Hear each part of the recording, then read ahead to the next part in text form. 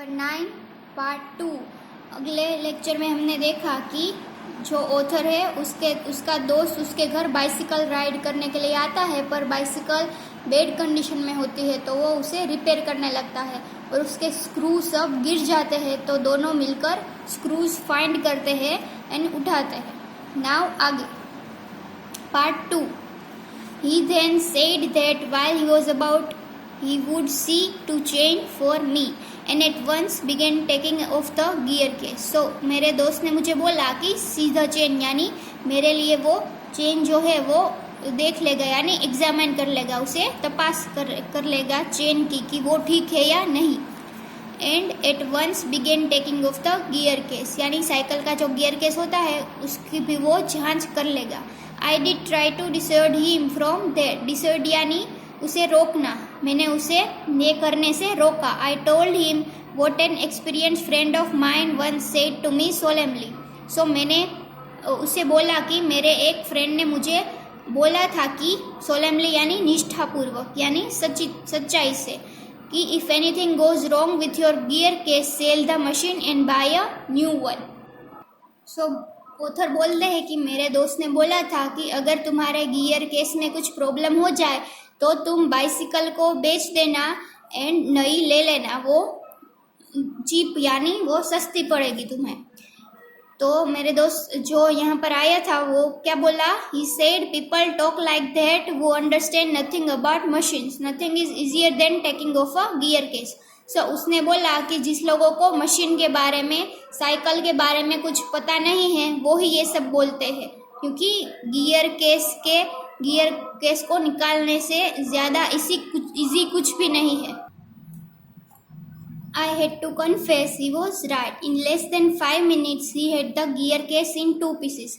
So उसके friend ने बोला था कि तुम्हें ये मशीन बेच देनी चाहिए, पर जो फ्रेंड उसके घर आया था उसने क्या बोला कि जिसे मशीन के बारे में कुछ नहीं पता है वो तो यही सलाह देगा। मुझे लगा कि I had to confess he was right, मुझे मानना पड़ा कि वो सही था। In less than 5 minutes he had the gear case in 2 pieces lying on the path and was grovelling for screws. So 5 minute के अंदर क्या कर रहा था, वो गियर केस उसने निकाल लिया एंड वो रास्ते पर पड़ा हुआ था गियर केस एंड उसके स्क्रूज थे वो फिर से बिखर गए थे।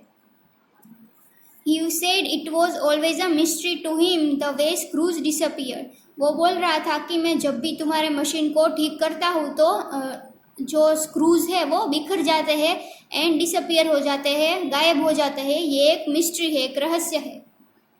Common sense continued to whisper to me, stop him before he does any more mischief. You have a right to protect your own property from the ravages of a lunatic.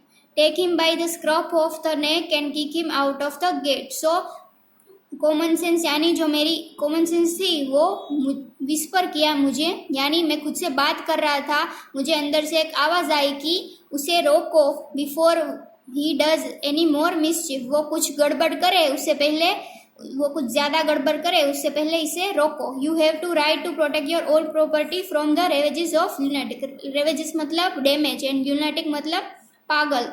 सो तुम्हें अपनी चीज़ें, कोई पागल व्यक्ति तुम्हारी चीज़ों को डैमेज ना करे उससे तुम्हें उसे रोकना चाहिए। Take him by the scruff of the neck and kick him out of a gate, उसे गर्दन से पकड़ो और उसे अपने गेट के बाहर निकाल दो। But I am weak when it comes to hurting other people's feeling and I let him muddle on, जब मैं दूसरों को हर्ट नहीं कर सकता, I am very weak at that.